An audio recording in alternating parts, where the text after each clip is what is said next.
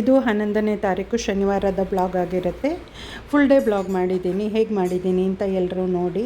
Video ನೋಡುವವರು like ಕೊಡೋದು, hype ಕೊಡೋದೆಲ್ಲ miss ಮಾಡಬೇಡಿ. ಹೊಸಬ್ರು ಸಬ್ಸ್ಕ್ರೈಬ್ ಮಾಡಿಕೊಂಡು ವಿಡಿಯೋ ನೋಡಿ, ಬೆಲ್ ಐಕಾನ್ ಪ್ರೆಸ್ ಮಾಡೋದನ್ನು ಖಂಡಿತ ಮರಿಬೇಡಿ. ನೋಟಿಫಿಕೇಷನ್ ಬರುತ್ತೆ, ನಾನು ಯಾವ ರೀತಿಯಲ್ಲಿ ಕೆಲಸಗಳು ಮಾಡಿರ್ತೀನಿ, ಅಡುಗೆ ಮಾಡಿರ್ತೀನಿ ಅಂತೆಲ್ಲ ನಿಮಗೆ ನೋಟಿಫಿಕೇಷನ್ ಬರುತ್ತೆ.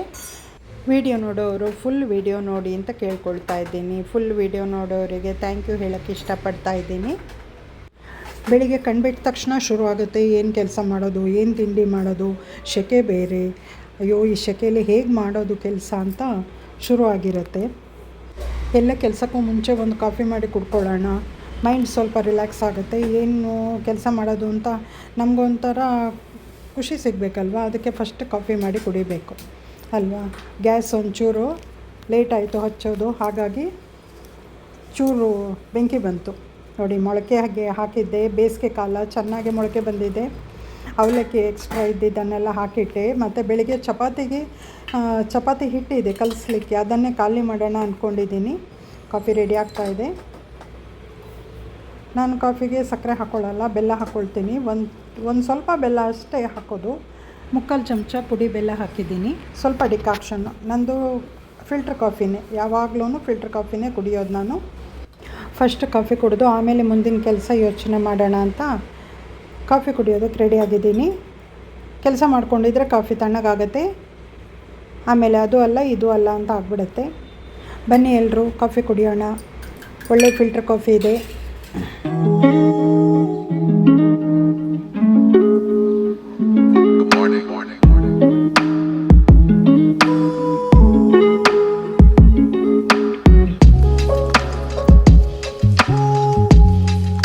ಬೆಳಿಗ್ಗೆ ಸೊಪ್ಪು ಮತ್ತು ಇದು ಎಳೆನೀರು, ಸೌತೆಕಾಯಿ, ಟೊಮೆಟೊ ಎಲ್ಲ ತಂದಿದ್ದೀನಿ.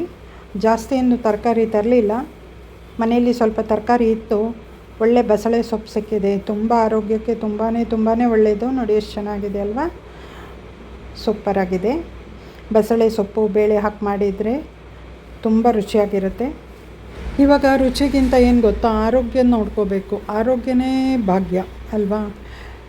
ಹಾಗಾಗಿ ರುಚಿನ ಸ್ವಲ್ಪ ಕಡಿಮೆ ಮಾಡಿ ಆರೋಗ್ಯದ ಕಡೆ ಗಮನ ಕೊಡಬೇಕು. ಹಾಗಾಗಿ ಒಳ್ಳೆ ತರಕಾರಿ, ಸೊಪ್ಪು, ಹಣ್ಣು, ಹಂಪಲು ಎಲ್ಲ ತಿನ್ನಬೇಕು. ಸಿಕ್ಕಾಪಟ್ಟೆ ಬಿಸಿಲು. ನಮ್ಮನೆ ಮನಿ ಪ್ಲ್ಯಾಂಟ್ ನೋಡಿ ಇಲ್ಲಿವರೆಗೆ ಬಂದಿದೆ. ಆಮೇಲೆ ಅಲ್ಲಿ ಮೇಲೆ ಒಂದು ಆಣಿ ಇದೆ, ಅದಕ್ಕೆ ದಾರ ಕಟ್ಟಿ ಅದನ್ನ ಹಬ್ಬಿಸ್ಬೇಕು. ಖುಷಿ ಆಯಿತು. ಎಲ್ಲ ನೀರು ಹಾಕ್ತಾಯಿದ್ದೀನಿ. ಇಲ್ಲೊಂದು 4 ಗಿಡ ಇದೆ, ಮನೆ ಬಾಗಿಲು ಮುಂದೆ 4 ಗಿಡ ಇಟ್ಟಿದ್ದೀನಿ. ಅದಕ್ಕೂ ಒಂಚೂರು ನೀರು ಹಾಕೋದು, ಮತ್ತು ಮೇಲೆ ಗಿಡಕ್ಕೂ ನೀರು ಹಾಕೋದು. ತುಂಬ ಏನು ಹಾಗೆ ಆರೈಕೆ ಏನು ಮಾಡ್ತಾಯಿಲ್ಲ, ಸ್ವಲ್ಪ ಆರೈಕೆ ಮಾಡಬೇಕು ಗಿಡಗಳದ್ದು.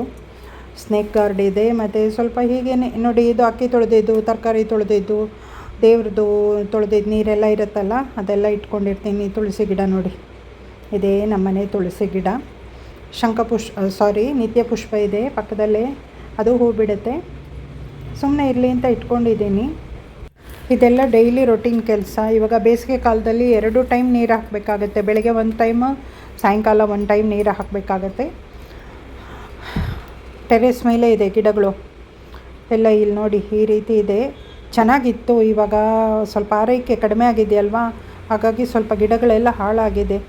ಇವಾಗ ಈ ವಾರದಲ್ಲೇ ಸ್ವಲ್ಪ ಅದಕ್ಕೆಲ್ಲ ಮಣ್ಣೆಲ್ಲ ಲೂಸ್ ಮಾಡಿ ಗೊಬ್ಬರ ಹಾಕಿ ಆರೈಕೆ ಮಾಡಬೇಕು. ಗಿಡಗಳಿಗೆ ಕೆಲಸ ಮಾಡಬೇಕಂದ್ರೆ ಬೆಳಿಗ್ಗೆ ಬೇಗನೆ ಮಾಡಬೇಕು. 6:30ಗೆಲ್ಲ ಮಾಡಿದರೆ ಒಂದು 8 ಗಂಟೆವರೆಗೆ ಮಾಡ್ಬೋದು. ಇಲ್ಲ ಅಂದರೆ ಬಿಸಿಲು ಬಂದುಬಿಡುತ್ತೆ, ನಮಗೂ ಸುಸ್ತಾಗುತ್ತಲ್ವ, ಮಾಡೋಕ್ಕಾಗಲ್ಲ. ಆಮೇಲೆ ಗಿಡಗಳು ಇಟ್ಕೊಂಡ್ಮೇಲೆ ಚೆನ್ನಾಗಿ ನೋಡ್ಕೊಳ್ಬೇಕು. ಸ್ವಲ್ಪ ಟ್ರಿಮ್ಮಿಂಗ್ ಎಲ್ಲ ಮಾಡೋದಿದೆ. ನನಗೂ ಗಿಡಗಳಂದರೆ ತುಂಬ ಇಷ್ಟನೇ. ಸ್ವಲ್ಪ ಯಾಕೋ ಇತ್ತೀಚೆಗೆ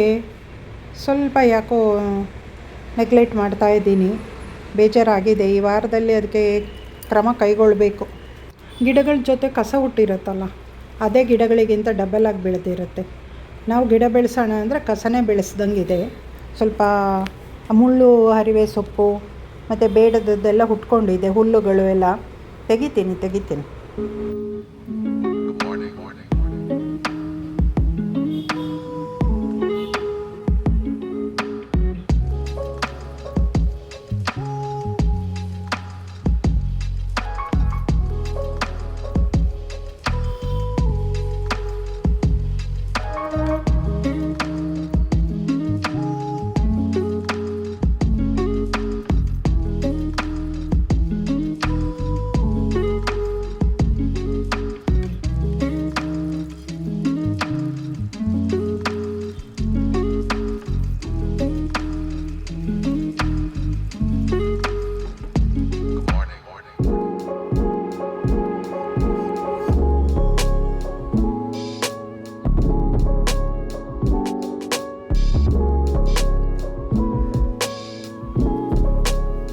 ಗಿಡಗಳ ಮೇಲೆ ನೀರು ಚಿಮುಕಿಸೋದ್ರಿಂದ ಗಿಡಗಳಿಗೂ ಸ್ವಲ್ಪ ಖುಷಿ ಆಗುತ್ತೆ, ತಣ್ಣಗಾಗುತ್ತಲ್ವ. ಈ ಬಿಸಿಲಿಗಂತೂ ಅವಕ್ಕೂ ತುಂಬ ಕಷ್ಟ. ಸ್ವಲ್ಪ ನಮ್ಮ ಥರನೇ ಅದೂ, ಹಾಗಾಗಿ ಎಲ್ಲ ಸ್ವಲ್ಪ ಮೇಲೆ ನೀರು ಹಾಕ್ತಾಯಿದ್ದೀನಿ.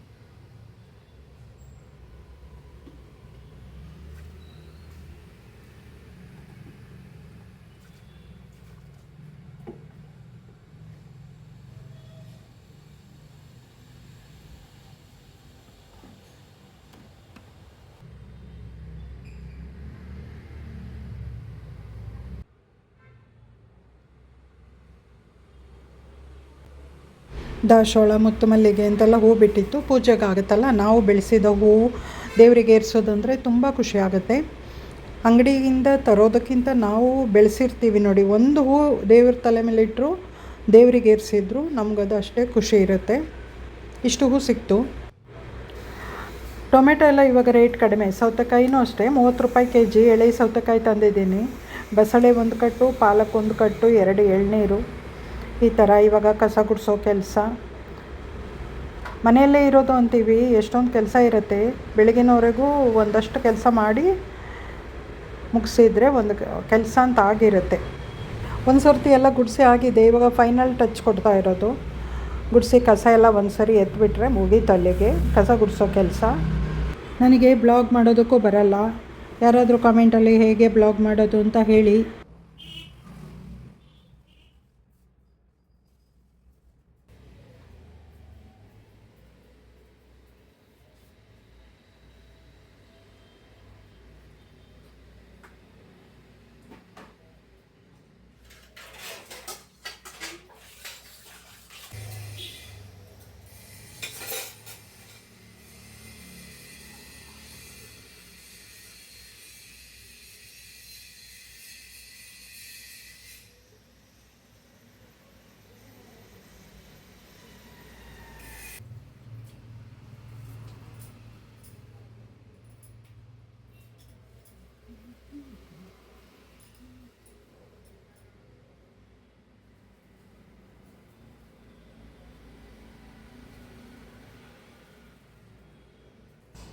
ಇಷ್ಟೆಲ್ಲ ಕೆಲಸ ಆದಮೇಲೆ ಒಂದು ನೀರು ಕುಡಿದೆ. ಆಮೇಲೆ ಟಿಫನ್ ಆಗಬೇಕಲ್ವಾ, ಚಪಾತಿ ಹಿಟ್ಟು ಕಲಸಿದ್ದಿತ್ತು, ಹಾಗಾಗಿ ಒಂದು ಸ್ವಲ್ಪ ಚಪಾತಿ ಮಾಡ್ಕೊಳ್ಳೋಣ ಅಂತ.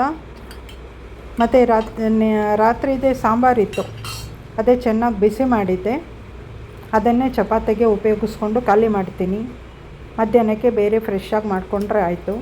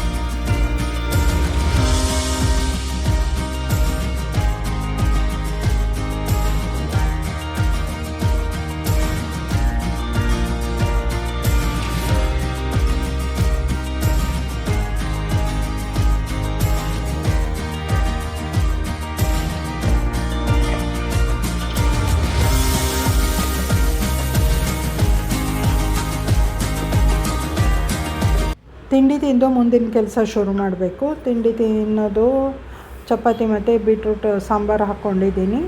ತಿಂಡಿ ಎಲ್ಲ ತಿಂದಾಯಿತು. ಬೇಸಿಗೆ ಕಾಲ, ಸುಡು ಬಿಸಿಲಿರುತ್ತೆ. ಹಾಗಾಗಿ ತಂಪು ಪಾನೀಯಗಳನ್ನು ನಾವು ತೆಗೆದುಕೊಳ್ಳೋದು ತುಂಬ ಮುಖ್ಯವಾಗಿರುತ್ತೆ. ಬಿಸಿ ಬಿಸಿ ಆಹಾರಗಳನ್ನು ಸೇರಿಸಬಾರ್ದು, ಸುಸ್ತಾಗುತ್ತೆ. ತಂಪು ಪಾನೀಯಗಳನ್ನು ಯಾವ್ಯಾವ ರೀತಿಯಲ್ಲಿ ಮಾಡ್ಕೊಳ್ಬೋದು ಅಂತ ಎಳ್ನೀರು ತಂದು ಈ ರೀತಿಯಲ್ಲಿ ಮಾಡ್ತಾಯಿದ್ದೀನಿ. ವಿಡಿಯೋ ನೋಡಿ, ಮುಂದಕ್ಕೆ ಗೊತ್ತಾಗುತ್ತೆ. ಸ್ಕಿಪ್ ಮಾಡಬೇಡಿ. ಹೇಗೆ ಮಾಡಿದ್ದೀನಿ ಅಂತ ನೋಡ್ಬೋದು. ಅಂಗಡಿಯಲ್ಲಿ ಸಕ್ಕರೆ ಜಾಸ್ತಿ ಹಾಕಿದ್ದು ಆರ್ಟಿಫಿಷಿಯಲ್ ಡ್ರಿಂಕ್ಸ್ ಸಿಗುತ್ತೆ. ಅದು ತರೋ ಬದಲು ನಾವು ಮನೆಯಲ್ಲಿ ಈ ರೀತಿ ಮಾಡ್ಕೊಳ್ಳೋದು ಎಷ್ಟೋ ಉತ್ತಮವಾಗಿರುತ್ತೆ. ಎಳ್ನೀರು ಒಂದು ಗ್ಲಾಸಿಗೆ ತೆಗೆದಿಟ್ಟಿದ್ದೀನಿ ನೋಡಿ. ಆ ಗಂಜಿ ಇರುತ್ತಲ್ಲ, ಅದನ್ನು ಮಿಕ್ಸಿಯಲ್ಲಿ ರುಬ್ಕೊಂಡಿದ್ದೀನಿ.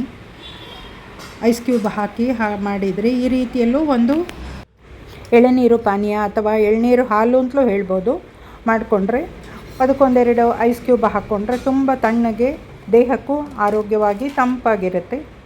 ನೋಡಲಿಕ್ಕೆ ಇದು ಹಾಲು ರೀತಿಯೇ ಇರುತ್ತೆ. ಐಸ್ ಕ್ಯೂಬ್ ಬೇಕಾದರೆ ಹಾಕ್ಕೊಳ್ಬೋದು, ಇಲ್ಲಾಂದರೆ ಸ್ಕಿಪ್ ಕೂಡ ಮಾಡ್ಬೋದು. ನಾನು ಐಸ್ ಕ್ಯೂಬ್ ಹಾಕಿದ್ದೀನಿ. ಸ್ವಲ್ಪ ತಣ್ಣಗಿರಲಿ ಅನ್ನಿಸ್ತು.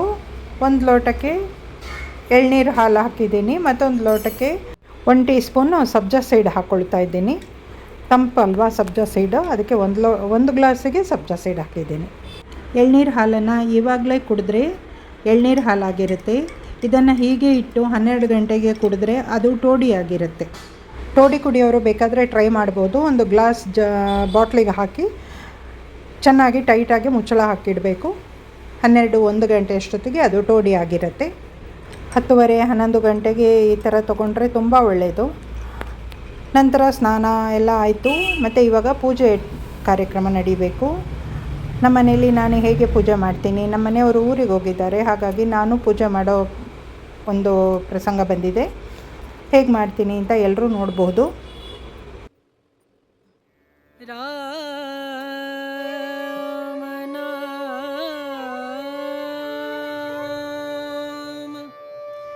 भजले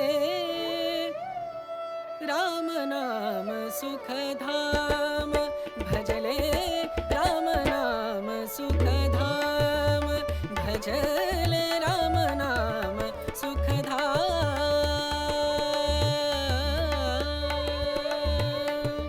तेरा पूरन हो सब काम, तेरा पूरन हो सब काम, भजले राम नाम सुखधाम, भजले राम नाम सुखधाम।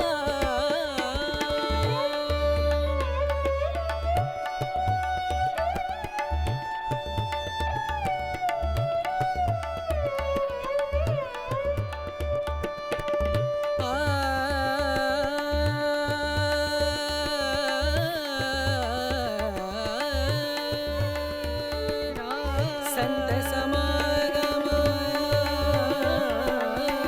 संत समागम, संत समागम, संत समागम करे निरंतर, संत समागम करे निरंतर, जग से हो रात, जग से हो रात, ब्रह्मानंद परम पद पावे, ब्रह्मानंद ब्रह्मानंद परम पद पावे, मन होवे निष्काम, मन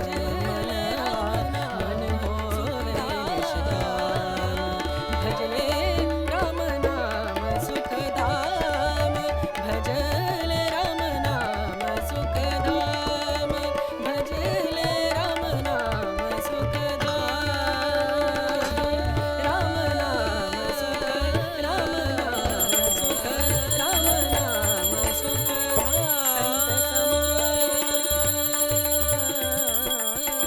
संत समागम, संत समागम, संत समागम करे निरंतर, संत समागम करे निरंतर, जग से हो उपरात, जग से हो उपरात,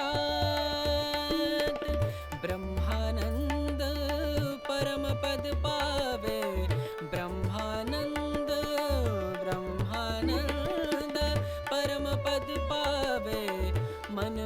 होवे निष्काम मनवा मन होवे निष्काम भजले राम नाम सुखधाम भजले राम नाम सुखधाम भजले राम नाम सुखधाम राम नाम सुख राम नाम सुख राम ಮಧ್ಯಾಹ್ನದ ಅಡುಗೆಗೆ ಸೊಪ್ಪು ಸಾಂಬಾರು ಮಾಡಬೇಕು.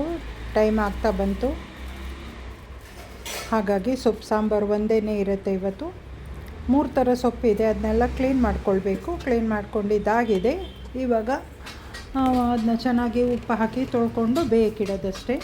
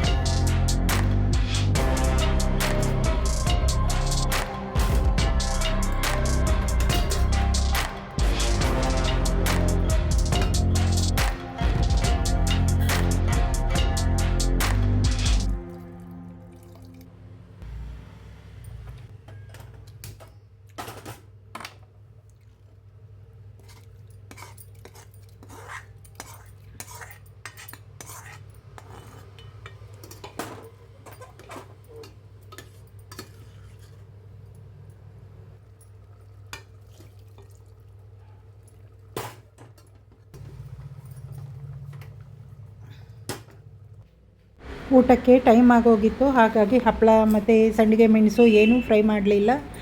ಸೌತೆಕಾಯಿ ಚೂರು ಮತ್ತು ನೆಲ್ಲಿಕಾಯಿ ಚೂರು ಇಷ್ಟು ಸೊಪ್ಪು ಸಾಂಬಾರು ಜೊತೆ ಊಟ ಮಾಡೋದು, ಮತ್ತು ಮೊಸರು. ಇಷ್ಟರಲ್ಲಿ ಮಧ್ಯಾಹ್ನದ ಊಟ ಮುಗಿಯುತ್ತೆ. ಮತ್ತು ಸಂಜೆ ಕಾಫಿ.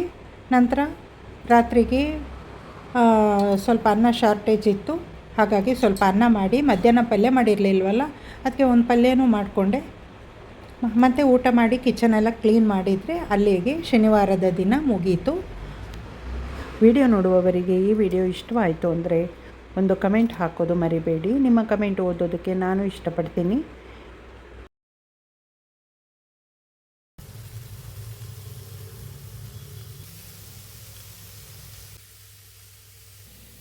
ಮೊಳಕೆ ಕಾಳನ್ನೆಲ್ಲ ಹಾಗೆ ಬಿಟ್ಟರೆ ಡ್ರೈ ಆಗುತ್ತೆ ಇದು, ಹಾಗಾಗಿ ಒಂದು ಬಾಕ್ಸಲ್ಲಿ ಹಾಕಿಟ್ಟರೆ ಹಸಿಯಾಗಿ ಚೆನ್ನಾಗಿರುತ್ತೆ. ಫ್ರಿಡ್ಜಲ್ಲಿ ಇಡ್ತೀನಿ.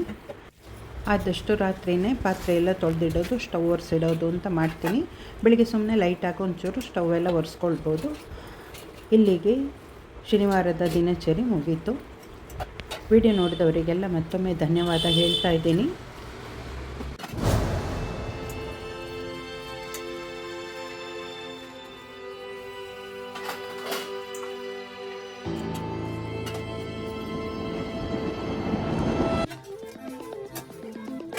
ಕಟ್ ಮಾಡಿದ ಸೌತೆಕಾಯಿ ಇತ್ತು, ಅದನ್ನು ಖಾಲಿ ಮಾಡಬೇಕು. ಮಾರನೇ ದಿನಕ್ಕೆ ಅದು ಒಂಥರ ಡ್ರೈ ಥರ ಆಗಿರುತ್ತೆ.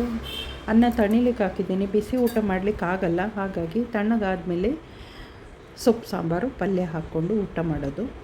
ಸೊಪ್ಪು ಸಾಂಬಾರು ಜೊತೆ ಹಪ್ಪಳ ಮತ್ತು ಸಂಡಿಗೆ ಮೆಣಸಿದ್ರೆ ಊಟ ತುಂಬ ರುಚಿಯಾಗಿರುತ್ತೆ. ಮತ್ತೊಮ್ಮೆ ವಿಡಿಯೋ ನೋಡಿದವರಿಗೆಲ್ಲ ಧನ್ಯವಾದಗಳು. ಮುಂದಿನ ವಿಡಿಯೋದಲ್ಲಿ ಸಿಗೋಣ. Thank you.